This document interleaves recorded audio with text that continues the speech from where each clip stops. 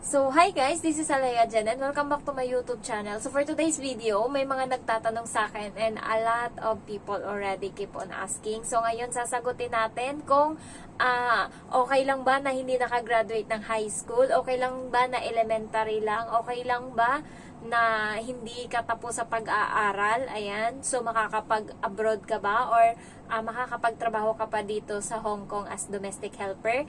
So, ang sagot is yes. So, naging kaibigan ako sa agency. Tahimik lang ako doon nung una, nung nag-apply ako. And then, tahimik lang ako kasi first timer, walang alam kung ano yung apply. And that is my first time na pumunta ng agency.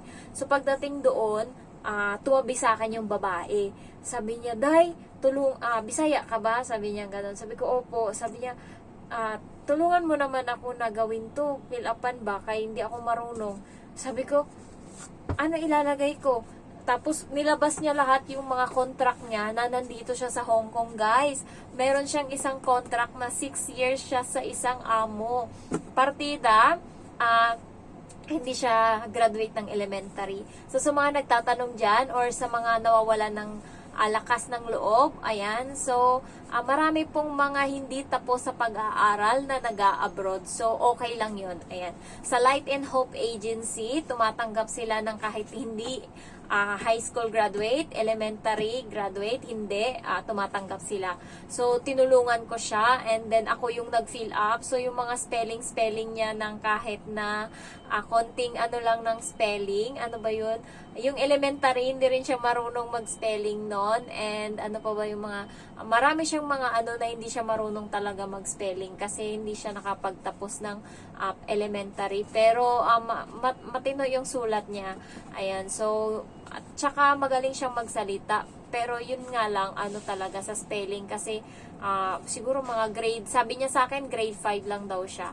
So, sabi ko, ate, anong ilalagay ko dito sa educational? Sa education, ganun. Sabi niya, ala, Day, wala talaga, Day. Ilagay mo na lang dyan yung ano, yung pangalan ng school niya nung elementary siya and then yung napag-aralan niya. And pagkatapos nun, so, hindi na ako nagpatuloy kasi nga tinawag na yung number ko 24 na aakyat na sa taas kasi broker's interview na, nandun na yung may-ari ng agency dito sa Hong Kong, nag-aantay na sa amin. So, umakyat na ako. Sabi ko, ate, ikaw na bahala dyan. Tapusin mo na lang, paturo ka na lang sa iba, patulong ka. Sabi ko gano'n. Sabi niya, oo, Day, oo, salamat. Tapos, pag alis ko pala, so wala siyang mapakisuyuan. So, alam mo ba kung sino pinakasuyuan niya? Yung si Ma'am Daisy, yung pinaka-head ng recruitment doon sa Light in Hope. So, siya yung tumatanggap ng mga job order. Siya lahat yung nag-aasikaso ng mga nag-a-apply. So, lumapit siya doon. No? Tingnan mo ang bait ng agency ko. So, lumapit siya doon and sabi niya, Ma'am, tulungan mo naman ako, Ma'am, kaya hindi ako marunong ba? Sabi niya ganun. Hindi ko naintindihan yung mga nakasulat dito kay hindi nga ako graduate ng elementary. Kasi tinanong ko siya nung nasa taas na kami. Sabi ko, ate, sino nagtulong sa'yo? Sino tumulong sa'yo pag alis ko?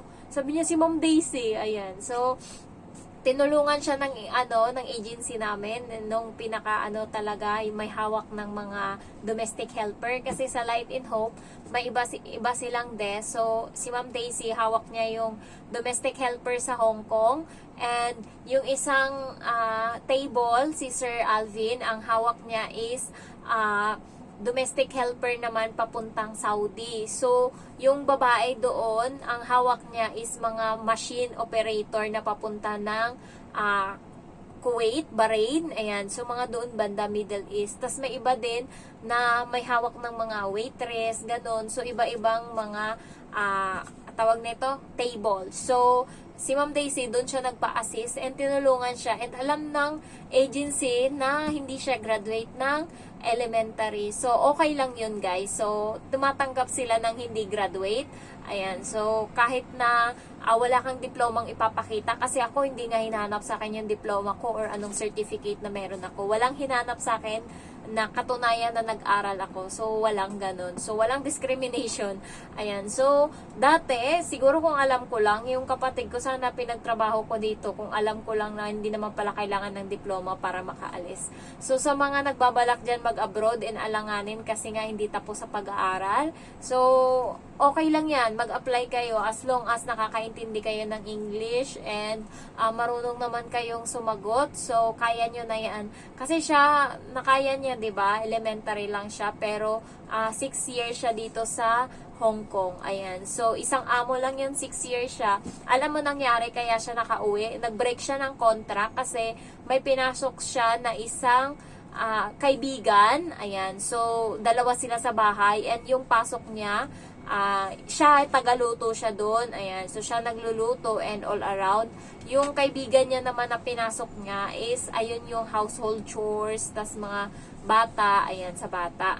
Ayan. So, pagkatapos nun, guys, parang hindi na sila naging maganda yung samahan nilang dalawa na katulong, and then, ang ginagawa nung kaibigan niya na pinasok niya is nilalagyan ng buhok yung pagkain.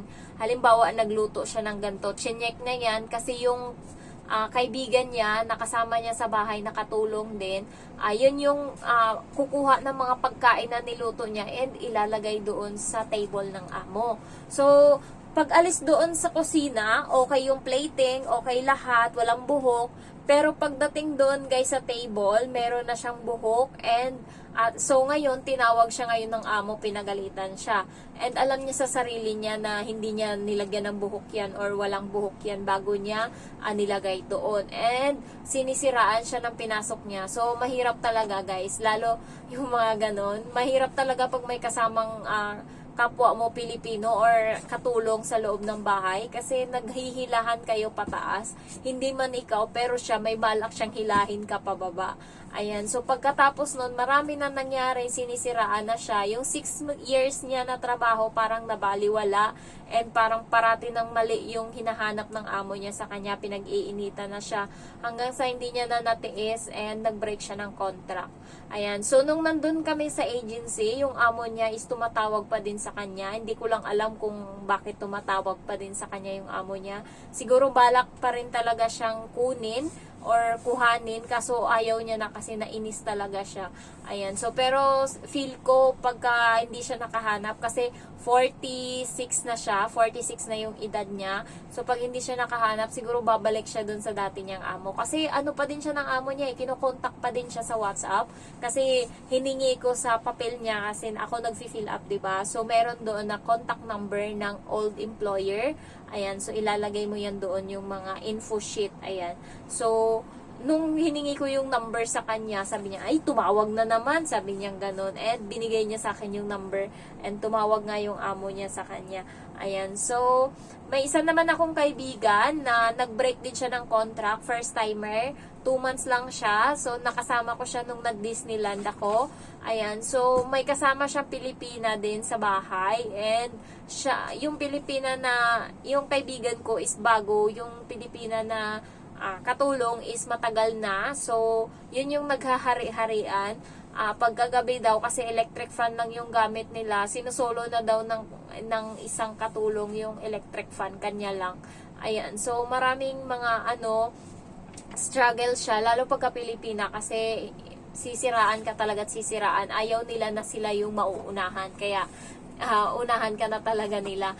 Kaya, ayun guys, mas gusto ko pa rin magtrabaho na ako lang kaysa sa mayroon akong kasama na ganyan. Ayan, so, sa una lang masaya. Pagka sa huli, nakikita mo na talaga yung ugali. And, ayun lang. So, sa mga gustong mag-apply dyan na hindi graduate ng high school or elementary lang, okay lang yan, mag-apply kayo as long as kaya nyo. And, yung ibang mga employer naman, hindi sila nakatingin lang sa kung ano yung natapos mo and hindi naman nila yung nakikita doon sa qualification mo. Meron palang nakasulat nun pero hindi naman nila minamind kasi as long as naiintindihan mo yung instruction and as long as kaya mong gampanan yung tungkulin and nakikitaan ka nila ng magandang katangian is iha-hire at iha-hire ka nila. Ayun, so if you're new to my channel guys, don't forget to like, to comment, and then to subscribe. Thank you so much for watching. Bye-bye!